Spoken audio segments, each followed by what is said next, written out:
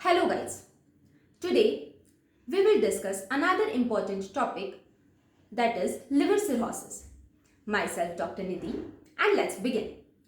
Here we will get to know about the definition of liver cirrhosis, the causes, the clinical features, investigations and treatment, along with the complications of cirrhosis of liver. So first, a quick review of what are the important functions that get impaired in cirrhosis of liver. One is the metabolic function, for metabolism of carbohydrate, fat and protein that the liver participates in. Second is the hematological function, because the liver participates in synthesis of the blood clotting factors, in formation of blood. Third is the storage function, by storage of various vitamins like vitamin A, D, B12, certain synthesis of bile pigments, bile salts, cholesterol, which are also stored in the liver. And next is the detoxification function or the excretory function, by excretion of the toxic substances like ammonia, which is converted into less toxic form, urea, by the liver. So what is liver cirrhosis? In the simplest sense, cirrhosis of liver means destruction of the liver cells that interferes with all those liver functions which are very important, as we discussed earlier.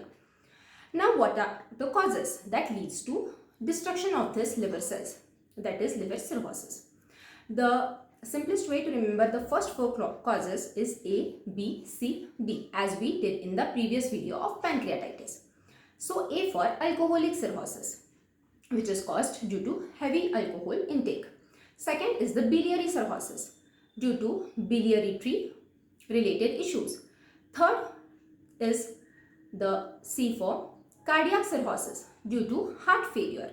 And fourth is D for drugs, due to certain hepatotoxic drugs like antitubercular, isoniazid and rifampicin, antiviral like indinavir, ritonavir, antibiotics like paracetamol, amoxicillin, clavulanic acid, and certain other drugs, for example methyldopa, methotrexate, antifungals like ketoconazole, fluconazole, etc.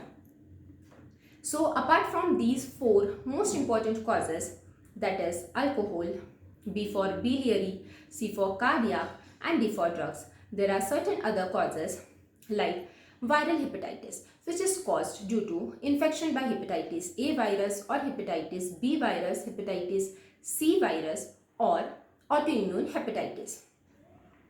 Another is NASH, non-alcoholic steatohepatitis, which may also lead to cirrhosis. NASH simply means the hepatitis which is non-alcoholic, meaning the hepatitis which may be caused due to obesity, diabetes mellitus, etc. The other rare causes of cirrhosis of liver includes Wilson's disease due to excessive deposition of copper in our body, hemochromatosis due to excessive deposition of iron in our body, galactosemia, certain glycogen storage disease, and sometimes it may be cryptogenic, meaning idiopathic. The cause is not known. So after listing all the etiological factors, let us have a quick study about the pathological part. What happens in liver cirrhosis? So you have to remember the pathology under three headings.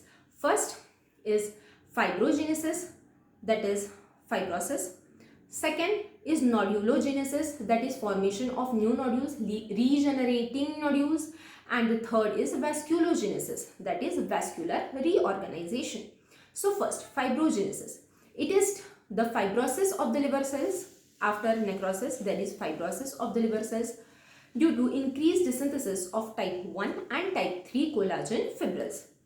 Then there is also increased synthesis of growth factors like transforming growth factor, the platelet derived growth factor, increased synthesis of the proliferating cells like Kupffer cells, cytokines, lymphokines, etc., which contributes to this fibrosis. Then there is nodulogenesis, that is regenerating nodules in the liver. See, liver is itself a type of stem cells which has the capacity to regenerate. So the surviving liver cells, the whole liver is not overall destroyed in a single setting. So whatever liver cells are surviving apart from the damaged liver cells, they act as a stimulating factor to stimulate the growth of new liver cells, that is regenerating nodules. To remember under the heading nodulogenesis. So we have completed fibrogenesis, fibrosis, nodulogenesis, formation of regenerating nodules, and the third is the vascular reorganization, that is formation of new vessels which gets joined to the portal triad, that is hepatic artery and portal vein, and then they ultimately drain into the hepatic vein. Also, various capillaries are synthesized in the sinusoidal spaces of liver cells. So this was the pathological part. One more thing to remember here is, see, when the hepatic architecture, hepatic parenchyma is destroyed, then the important liver functions gets altered, due to which patient will show certain features of jaundice, edema, coagulopathy, that is the prothrombin time is delayed, etc. And due to the destruction of the hepatic vasculature. First we studied the destruction of hepatic architecture, that is hepatic parenchyma. Second is destruction of hepatic vasculature, that is liver blood system. So due to fibrosis of the blood vessels which supply the liver, there is fibrosis, and then there is occlusion, obstruction of the blood flow, that leads to portal hypertension. You know, portal venous portal blood supply belongs to liver. So there is obstruction of this system, and then there is the sequelae of the portal hypertension, which is manifested in the form of varices, the increased size of the vessels, which we commonly say as gastroesophageal varices, therefore bleeding, the bleed may be emitted out along with vomiting, melena, that is black colored stools, etc. So this is the pathology of the liver cirrhosis. Now, this liver cirrhosis is classified under three headings. One is micronodular cirrhosis, wherein the gross liver shows micronodules of size less than 3 millimeters. It is commonly seen in patients of alcoholic cirrhosis. Therefore, it is also called as Lennox cirrhosis. The second is the macronodular cirrhosis, which is commonly seen in patients suffering from viral hepatitis related cirrhosis. Here, the nodules are more than 3 millimeter in size, and the liver surface shows grossly coarse hepatic nodules. And the third type is mixed cirrhosis. So the liver cirrhosis is classified under three headings, that is first micronodular cirrhosis, then macronodular cirrhosis, and last mixed cirrhosis. In the last, I will show you the diagram, both gross and microscopy of this liver. Now comes the clinical feature. So we will divide it in two headings. One is the symptoms that the patient will present, and another is the signs that we will look for in the patient. So first, the symptoms. See, cirrhosis is mostly a chronic presentation. So whenever a patient is ill for a long time, what will he present with? He will present with low-grade fever, he will present with weakness, weight loss, fatigue. Why? Because his nutrition will not be proper. है ना, तबीयत खराब रहती है तो कोई भी अच्छे से खाता पीता नहीं है. So weight loss, weakness, fatigue, low grade fever, anorexia, nausea, vomiting. So these 3 points are very common in any illness. When you write your answers or you present a case or a question is asked, the safest symptoms are low grade fever, anorexia, nausea, vomiting, because the patient is ill, and because the nutrition is compromised, weakness, weight loss and fatigue, WWF, weakness, weight loss and fatigue. Now the classical presentations are, for liver cirrhosis, abdominal fullness due to accumulation of water inside the abdomen. The size of the abdomen is increased, the abdomen is distended. Patient may present with mild abdominal pain sometimes.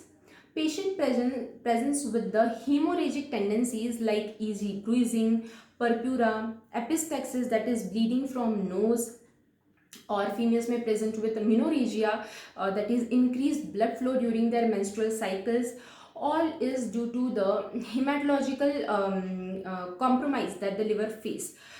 This is because there is thrombocytopenia, decreased platelet counts, as liver and spleen both are compromised, and there is also a decreased synthesis of the coagulation factors by the liver, due to which the blood is not coagulated once an injury occurs or any other that type related function, and the bleeding continues for a longer time. So these are the hemorrhagic tendencies that the patient might present with. Another is loss of libido, common in males, and menstrual irregularities like amenorrhea in females. So these are the symptoms that the patient will present. Now we have to look for the signs. A note for you, I will just describe the headings of the signs that we have to examine in the patient. I will make a separate detailed video on the signs, what are the reason for those signs being presented in a patient with liver cirrhosis. Because when you write any answer, so much detailed explanation is not needed, but you must know why the signs are presented, because when you will examine the patient you need to know everything, why this sign is shown by the patient, etc. And also for the MCQ part it is important. So the signs are as follows. The first and the most important sign is jaundice, pilia, seen in the eyes, in the skin surfaces, etc. This may even be a symptom, this may even be a sign. Then comes 5 most important signs which are related to our hands and very easy to remember. So one is clubbing, second is nail changes, one is Terry's nail, that is the white brittle nails. Another is Muir's nails, wherein parallel white lines can be seen inside the nails, which disappears on applying pressure, it disappears. So first was clubbing, next nail changes, third is flapping tremors. This is due to hepatic precoma or hepatic encephalopathy, which is one of the complication of liver cirrhosis. This was the third sign, flapping tremors. Fourth is Dupuytren's contracture, that is fibrosis of the palmar aponeurosis leads to flexure contractions specifically of the little finger and ring finger. So this is Dupuytren's contracture. And last is palmar erythema. Palmar erythema means reddish appearance, which is very prominent specifically in the thinner and hypothinner eminences. So the 5 signs are clubbing, nail changes, flapping tremors, Dupuytren's contracture, and palmar erythema. Apart from this, you have to examine for the upper portion of the body, wherein males will show gynecomastia, increased breast size, female might show breast atrophy, males might show testicular atrophy, and there is a spider nevi, that is reddish spots with radiating small vessels which disappears on applying pressure, spider nevi. There is alopecia, diminished body hairs, which is more predominantly found in males. Apart from that, there are a few other signs like skin hyperpigmentation due to increased melanin deposition. There may be parotid gland enlargement, etc. So after examining or inspecting for all those signs, you have to palpate the patients. So while palpation, you will look for hepatomegaly, the enlarged liver. You will look for enlarged spleen, that is splenomegaly. Then you have to look for the amount of fluid accumulated in the abdomen, that is ascites, which is better seen on percussing the abdomen. The severity of ascites, mild, moderate or severe, can be assessed. So all this has to be examined in the patient. So after the signs, there are some complications that the patient will present with. A liver cirrhosis patient will show following complications. First is the hepatic hydrothorax, which is pleural effusion. इसका भी detail में एक छोटे से वो 10 minutes वाले science के video के साथ बता दूंगी. So first is hepatic hydrothorax. Then there is portopulmonary syndrome, wherein patient experiences dyspnea in an upright position. Then there is hepatorenal syndrome, where kidneys are compromised due to damage to the liver and various other sequelae that follows it. So one is hepatic hydrothorax, next portopulmonary syndrome, next hepatorenal syndrome, next hepatic encephalopathy due to increased ammonia levels in the blood. There is altered behavior which is shown by the patient, that is hepatic encephalopathy. Then there is portal hypertension and its sequelae like hematemesis, melena, etc. Ascites is also its presentation as well as a complication. So all these are the complications that the patient will present with. One more complication is cirrhotic cardiomyopathy.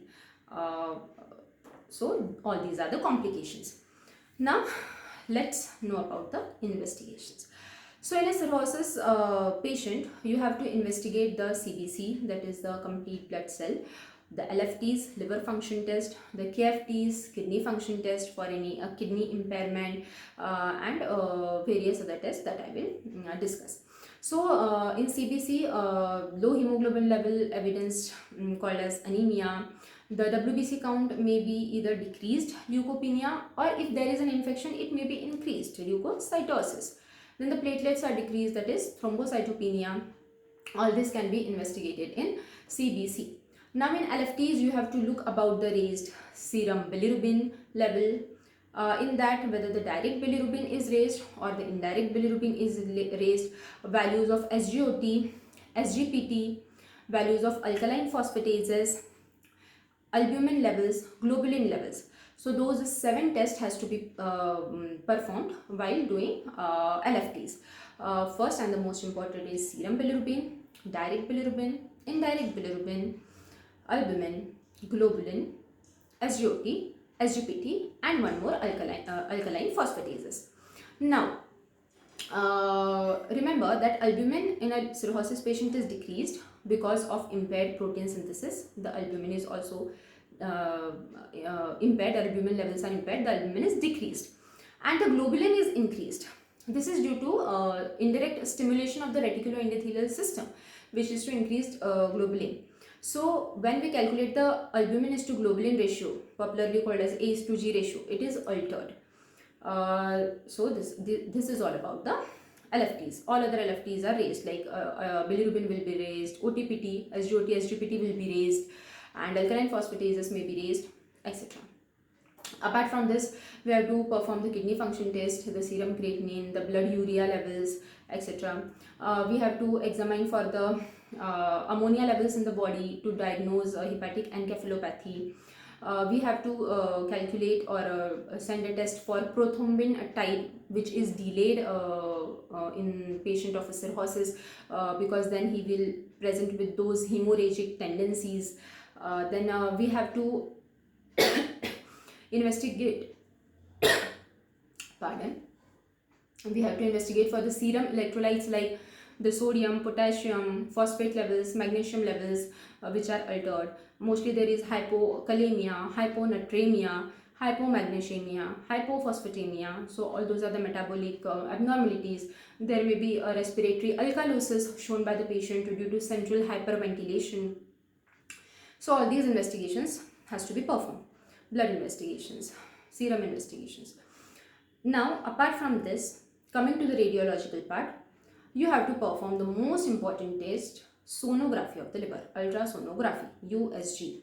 This is done to know about the size of liver, whether it is shrunken or there is hepatomegaly, if there is splenomegaly, if there is accumulated fluid level inside our abdomen, ascites, if there are any portal collaterals which are present due to due to portal hypertension.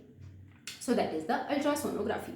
Then you can do the fibroscan to determine the amount of fibrosis that the liver is suffering from. उससे अंदाजा लगेगा कि कितना severity है cirrhosis का उस patient में. Then to confirm the diagnosis, you can take a liver biopsy of the patient. Apart from this, you have to do the hepatitis B, hepatitis C markers, that is HBsAg, HCV, HAV, etc. Then to diagnose the rare causes, you have to do serum ceruloplasmin if the cause is Wilson's disease. You have to do serum ferritin if the cause is hemochromatosis. You have to do the alpha fetoprotein levels if there is you have to do it is not alpha fetoprotein, it is alpha-1 antitrypsin deficiency. So you have to check about the alpha-1 antitrypsin deficiency. If it is the cause for cirrhosis of liver, it is also one of the rare causes to be added to our list. So all those are the tests that has to be done. And to detect the autoimmune hepatitis, you have to do the ANA, anti-nuclear antibodies. You have to do ASMA, anti-smooth muscle antibodies, etc. So after completing all the investigations and knowing okay, this is the reason why my patient suffer from cirrhosis of liver. You have to go toward the treatment of the patient. So what is the first thing that you will do? The first and the foremost thing is, what is the cause has to be lost. It has to be deducted. So if the patient is taking any hepatotoxic drugs, you have to stop that drugs for some times at least. Then if the patient is a heavy alcohol drinker, you have to counsel him. You have to take a psychiatric call and ensure that the patient will not drink further, because alcohol and drugs both leads to cirrhosis of liver. If it is a cirrhosis caused due to viruses, if it is hepatitis B virus, you have to give treatment with drugs like entecavir, tenofovir. If it is a cirrhosis caused due to hepatitis C virus, you have to treat the patient with boceprevir, telaprevir. If it is an autoimmune hepatitis, you have to carry out immunosuppression. If the cause is hemochromatosis, you have to do venesection. If the cause is Wilson's disease, you have to give the patient copper chelators, you have to give zinc.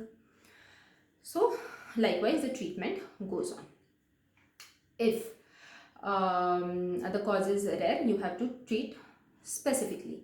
If the cause, if there is any causative agent, then you have to subtract that causative agent so that the progression is stopped and the treatment can be better provided further. Now, the most important thing in a patient of cirrhosis is adequate nutrition that has to be provided to the patient. So you have to maintain his calories properly. At least 2000 to 3000 kilocalories per day should be given to the patient. The patient should be kept on a high protein diet.